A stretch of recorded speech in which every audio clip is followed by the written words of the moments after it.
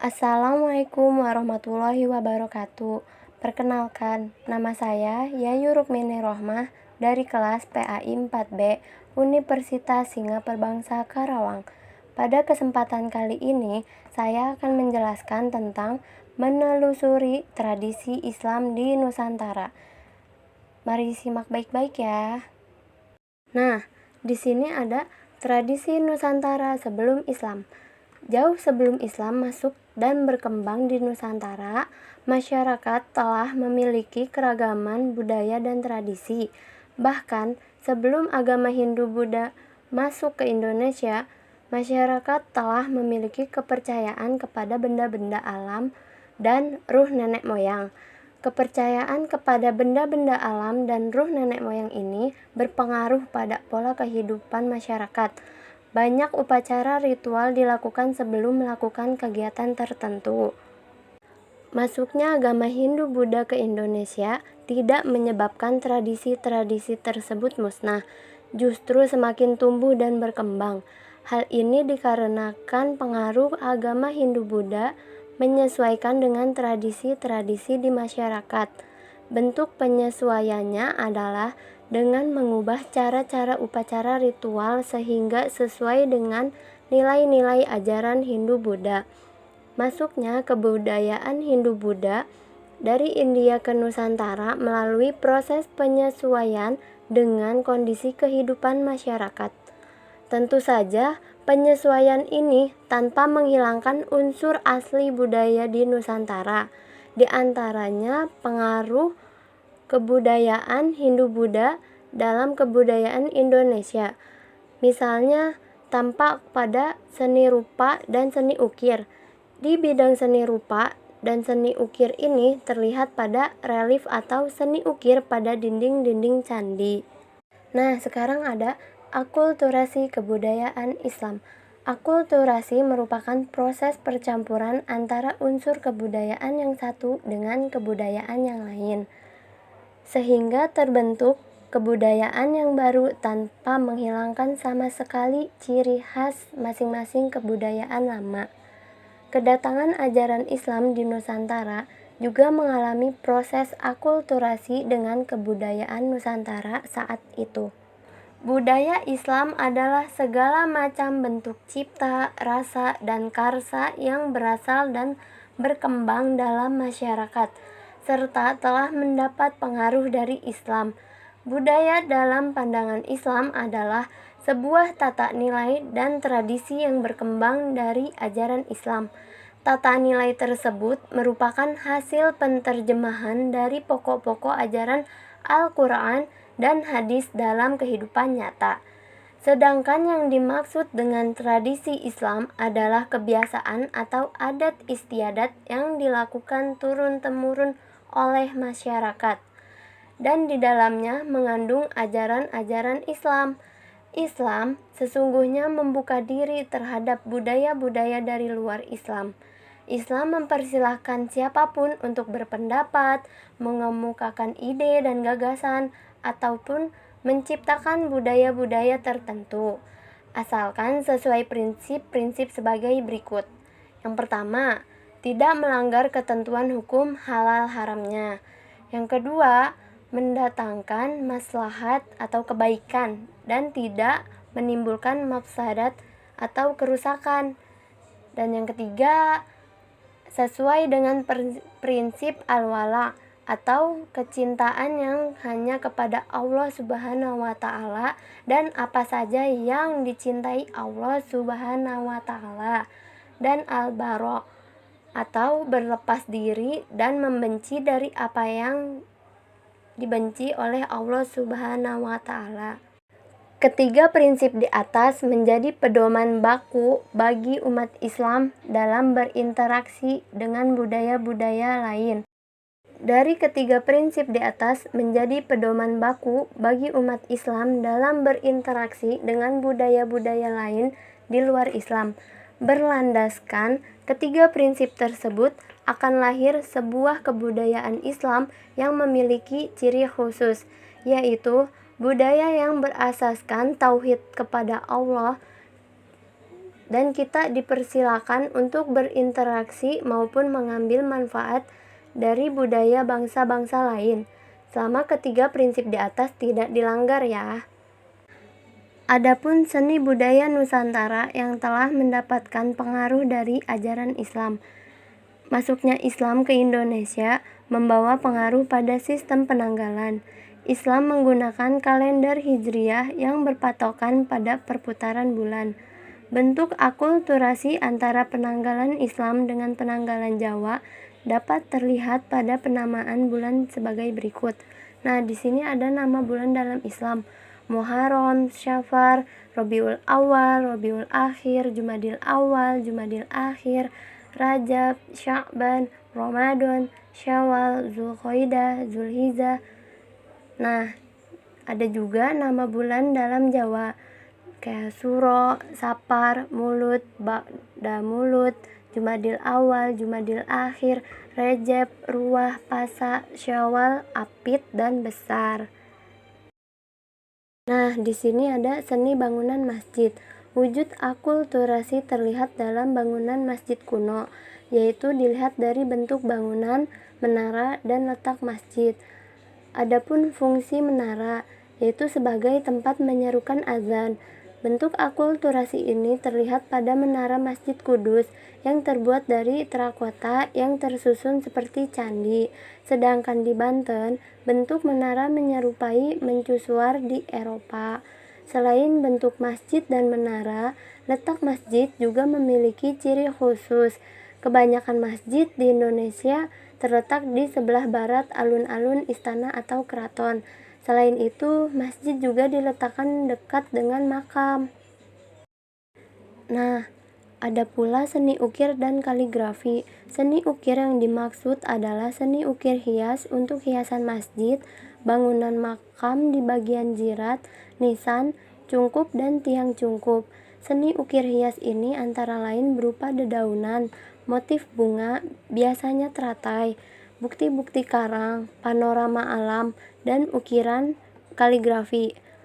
Kaligrafi sendiri adalah seni menulis indah dengan merangkai huruf-huruf Arab atau ayat suci Al-Quran, hadis, Asmaul Husna, sholawat maupun kata-kata hikmah sesuai dengan bentuk yang diinginkan. Kaligrafi Islam sering disebut dengan istilah khat. Kaligrafi sebagai motif hiasan dapat dijumpai di masjid-masjid kuno, seperti ukiran-ukiran yang terdapat pada masjid di Jepara dan sekitarnya. Bahkan masjid-masjid sekarang juga banyak dijumpai tulisan kaligrafi, seperti pada bagian dalam dan luar masjid, dinding-dinding, mimbar, bahkan di tiang-tiangnya. Ada pula seni tari. Di beberapa daerah di Indonesia terdapat bentuk-bentuk tarian yang berkaitan dengan bacaan sholawat. Sebagai contoh, tari saman yang ada pada gambar. Kenapa disebut dengan tari saman? Karena tari saman, mula-mula permainan ini dimainkan oleh 8 orang. Saman berasal dari bahasa Arab yang artinya 8. Dalam tari sedati, para penari menyanyikan lagu tertentu yang berupa sholawat. Ada pula seni musik. Kebudayaan Islam kita juga mengenal seni musik berupa rebana, hadroh, qasidah, nasyid, dan gambus yang melantunkan lagu-lagu dengan syair Islami. Hadroh adalah salah satu jenis alat musik yang bernafaskan Islam. Seni suara yang diiringi dengan rebana atau perkusi dari kulit hewan sebagai alat musiknya. Sedangkan lagu-lagunya yang dibawakan adalah lagu yang bernuansa Islami, yaitu tentang pujian kepada Allah Subhanahu wa Ta'ala dan sanjungan kepada Nabi Muhammad SAW. Pada zaman sekarang, kesenian hadroh biasanya hadir ketika acara pernikahan, akikahan, atau sunatan. Ada pula seni pertunjukan. Seni pertunjukan wayang kulit merupakan perpaduan kebudayaan Jawa dengan unsur keislaman. Bagi orang Jawa, wayang kulit bukan hanya sebagai tontonan, tetapi juga wejangan atau nasihat-nasihat, karena syarat dengan pesan-pesan moral yang menjadi filsafat hidup orang Jawa. Pertunjukan wayang diiringi oleh seperangkat alat musik gamelan. Wayang pada mulanya dibuat dari kulit kerbau. Hal ini dimulai pada zaman Raden Fatah. Dahulunya lukisan seperti bentuk manusia, kemudian para wali mengubah bentuknya.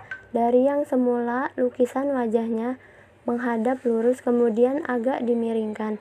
Sumber cerita dalam mementaskan wayang diilhami dari kitab Ramayana dan Mahabharata. Tentunya para wali mengubah menjadi cerita-cerita keislaman, sehingga tidak ada unsur kemusyrikan di dalamnya. Ada pula seni sastra.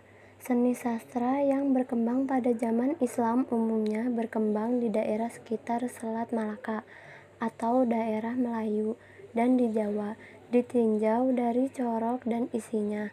Kesusastraan zaman Islam dibagi menjadi beberapa jenis, meskipun pembagian itu tidak dapat dilakukan secara tegas, sebab sering terjadi suatu naskah dapat dimasukkan ke dalam dua golongan sekaligus.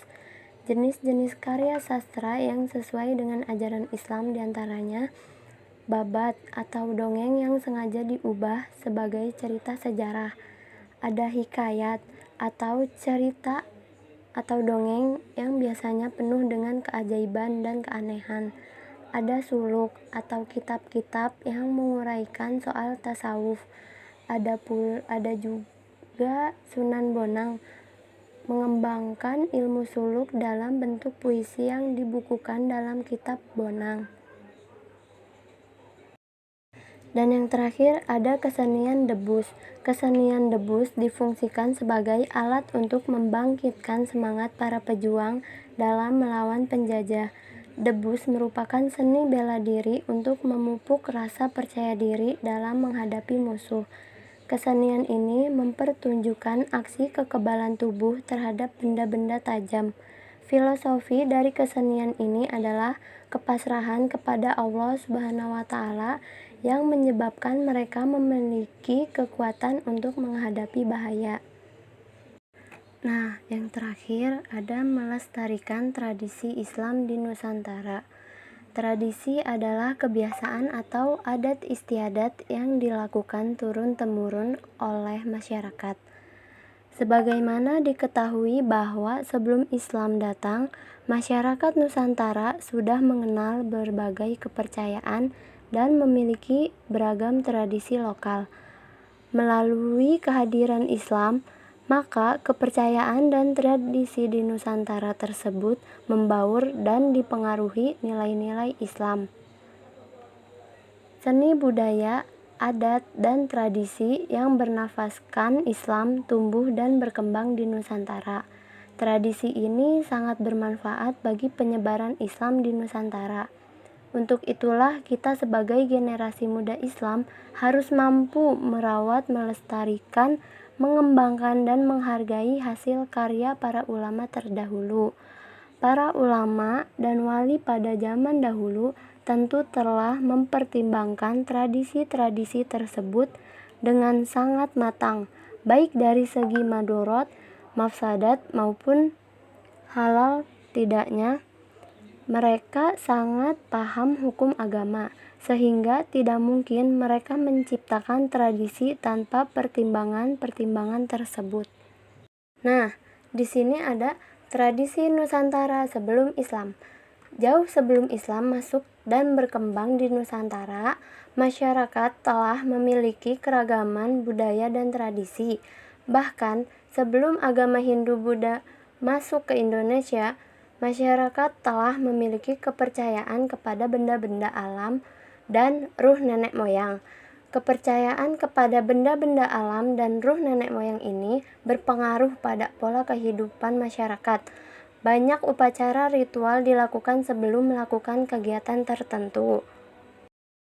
Nah, pada gambar kedua ada budaya tumpeng. Tumpeng adalah cara penyajian nasi beserta lauk pauk dalam bentuk kerucut.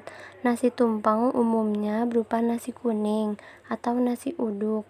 Cara penyajian nasi ini khas Jawa atau masyarakat Betawi keturunan Jawa dan biasanya dibuat pada saat kenduri atau perayaan suatu kejadian penting. Nah, pada gambar ketiga ada tradisi dugderan. Tradisi dugderan merupakan tradisi khas yang dilakukan oleh masyarakat Semarang, Jawa Tengah. Tradisi dugderan dilakukan untuk menyambut datangnya bulan puasa. Dugderan biasanya diawali dengan pemberangkatan peserta karnaval dari balai kota. Nah, pada gambar keempat ada kupatan. Di Pulau Jawa bahkan sudah berkembang ke daerah-daerah lain terdapat tradisi kupatan. Tradisi membuat kupat ini biasanya dilakukan seminggu setelah Hari Raya Idul Fitri. Biasanya masyarakat berkumpul di suatu tempat seperti musola dan masjid untuk mengadakan selamatan dengan hidangan yang didominasi kupat atau biasa disebut ketupat. Kupat merupakan makanan yang terbuat dari beras dan dibungkus anyaman atau longsong dari janur kuning atau daun kelapa yang masih muda. Sampai saat ini, ketupat menjadi maskot Hari Raya Idul Fitri. Pada gambar kelima, ada tradisi Rabu Kasan. Tradisi Rabu Kasan dilaksanakan di Kabupaten Bangka setiap tahun, tepatnya pada hari Rabu terakhir bulan Safar. Hal ini sesuai dengan namanya, yakni Rabu Kasan, berasal dari kara Rabu pungkasan atau terakhir. Upacara Rabu Kasan sebenarnya tidak hanya dilakukan di Bangka saja, tetapi juga di daerah lain seperti di Bogor, Jawa Barat, dan Gresik, Jawa Timur. Pada dasarnya, maksud dari tradisi ini sama, yaitu untuk memohon kepada Allah Subhanahu wa Ta'ala agar dijauhkan dari bala atau musibah dan bencana. Pada gambar ke-6 ada tabot atau tabuik. Tabot atau tabuik adalah upacara tradisional masyarakat Bengkulu untuk mengenang kisah kepahlawanan dan kematian Hasan dan Husain bin Ali bin Abi Thalib, cucu Nabi Muhammad SAW. Kedua cucu Rasulullah SAW ini gugur dalam peperangan di Karbala, Irak pada tanggal 10 Muharram 61 Hijriah 681 Masehi. Perayaan di Bengkulu pertama kali dilaksanakan oleh Syekh Burhanuddin yang dikenal sebagai Imam Senggolo pada tahun 1685. Pada gambar ketujuh ada halal bihalal. Halal bihalal dilakukan pada bulan Syawal, berupa acara saling bermaaf-maafan.